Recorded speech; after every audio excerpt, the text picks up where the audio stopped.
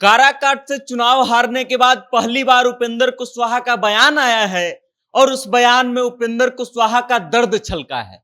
उपेंद्र कुशवाहा ने जो बात बोली है उससे भारतीय जनता पार्टी की टेंशन तो बढ़ ही जाएगी, उसके अलावे एनडीए की टेंशन भी बढ़ जाएगी। और उपेंद्र कुशवाहा की जब आप बात सुनेंगे तो आपको लगेगा कि शायद उपेंद्र कुशवाहा के साथ जो है भीतरघात किया गया है और उनको हराने के लिए षड्यंत्र रचा गया है। अब उपेंद्र कुशवाहा ने क्या कहा है और क्या सुनकर के भारतीय जनता पार्टी की टेंशन बढ़ जाएगी, हम आपको बताएंगे।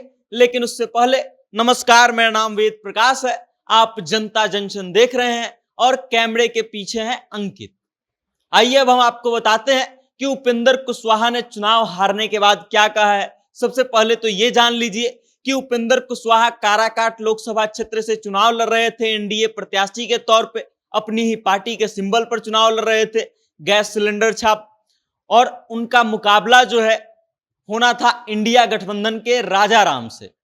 अब आप समझिए उसमें एक तीसरा व्यक्ति एंटर करता है जिसका नाम है पवन सिंह। पवन सिंह निर्दलीय मैदान में कूदते हैं और सारा का सारा समीकरण जो है काराकाट का बदल के रख देते हैं। काराकाट का समीकरण ऐसा बदलता है कि राजा राम सिंह 1 नंबर पे आ जाते हैं, पवन सिंह आते हैं 2 नंबर पे और उपेंद्र कुशवाहा तीसरे नंबर पे चले जाते हैं। आप समझ लीजिए, मतलब वो उपेंद्र कुशवाहा जो 2014 से 19 तक काराकाट से लोकसभा के सांसद रहे थे, एनडीए गठबंधन का हिस्सा रहे थे, वो 2024 के लोकसभा चुनाव में तीसरे नंबर पे चले जाते हैं और बाजी मार जाते हैं राजा राम सिंह, इंडिया गठबंधन। काराकाट का ये इतिहास रहा है कि जब से काराकाट सीट अस्तित्व में आया था तब से वहां पर एनडीए का ही कोई ना कोई सांसद बनता था, लेकिन इस बार पहली बार हुआ जब इंडिया गठबंधन या फिर यूं कहें महागठबंधन का कोई सांसद जीत गया। अब आप समझिए कि पवन सिंह के कारण जो है उपेंद्र कुशवाहा चुनाव हार जाते हैं। अगर पवन सिंह मैदान में नहीं होते तो शायद उपेंद्र कुशवाहा ये चुनाव जीत जाते।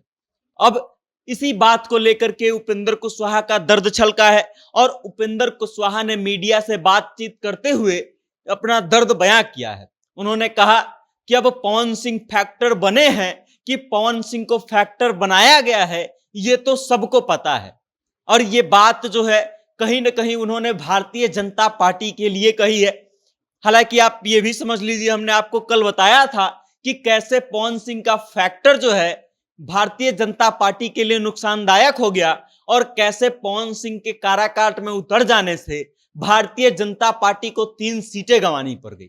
उसके बाद अगर उपेंद्र कुशवाहा ये आरोप लगा रहे हैं भारतीय जनता पार्टी पर कि पवन सिंह को फैक्टर बनाया गया है भारतीय जनता पार्टी के द्वारा उपेंद्र कुशवाहा को चुनाव हराने के लिए, तो कहीं ना कहीं ये बात जो है भारतीय जनता पार्टी को खलेगी जरूर। बाकी आप समझ लीजिए कि वो पवन सिंह जो काराकाट से चुनावी मैदान में निर्दलीय उतरे, उन्होंने न सिर्फ काराकाट का समीकरण बदला बल्कि काराकाट के साथ साथ आरा, बक्सर और सासाराम जैसे 3 लोकसभा सीटों का समीकरण बदल के रख दिया और भारतीय जनता पार्टी को वहां से हरा दिया।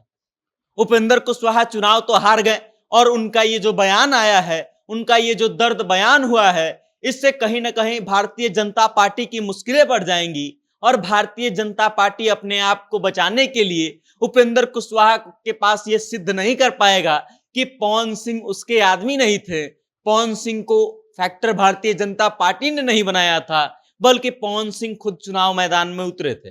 बाकी अब आगे भारतीय जनता पार्टी इस पर क्या कहती है या फिर पवन सिंह का इस पर क्या बयान आता है या फिर क्या अपडेट आता है, आपको हम जरूर बताएंगे। लेकिन तब तक आप हमारे साथ बने रहिए और देखते रहिए जनता जंक्शन। बहुत बहुत धन्यवाद।